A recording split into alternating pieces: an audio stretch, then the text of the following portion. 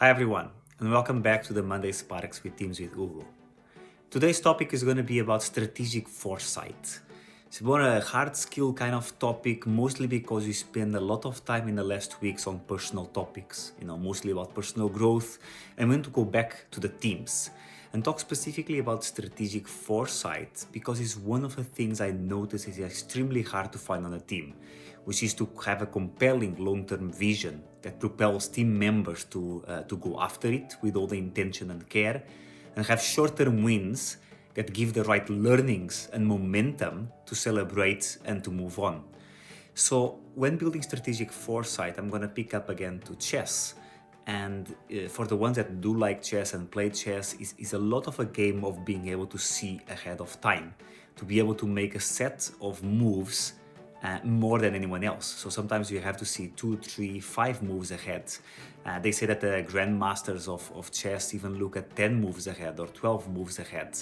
So just think about that kind of capability to think about the multiple ways of playing in order to beat an opponent or to have a better play. And it's the same thing that happens when we are building a team or when we are developing a plan to win on a long run with our team, being a strategic plan for the company, for the department, for a specific project, for launching a product. What happens most of the times is that you think about 1 or 2 steps ahead. So for example, if you are developing a team building, you probably think about, okay, I need a team building to solve a specific situation A, and this is the objective and this is the activity. But you don't really think about the flow of the day, or if I do this kind of activity, which is the expected response of the team, and if the team reacts this way, what can be the next thing to build on top of that? So that kind of strategic foresight of thinking at least 5 steps ahead, if not more, can really build a different momentum. So for example, when thinking about which is the next hierarchy is the most important one, the best way to look at it might not actually be the next 3 months or the kind of short-term needs and pain points, but to think about how will the team look like 2-3 years down the line?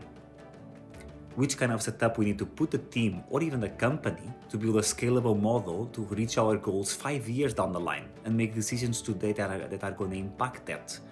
So that's the thing of having strategic foresight. It's not so much about having some kind of high IQ or a thinking that is so much beyond that is unattainable for most people.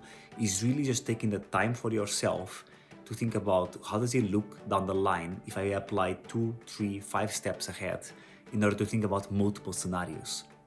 Now we have to be careful about not overthinking and overdoing, which is why you should not go more than 5 steps ahead or the next 5 moves, and that is already a good starting point. Maybe the ideal scenario is just plan your next 3 moves that you think that are strategic in order to achieve your goals or your team goals. So that's a bit about strategic foresight. Is about the power moves that you make and thinking about them in a different time of landscape of time, in the scope of activities and the horizon of what you want to achieve. So that's the topic of today. So how you apply strategic foresight even to your own personal life, but mostly to your teams and where you work on, and what are your next strategic moves. See you next week. Take care.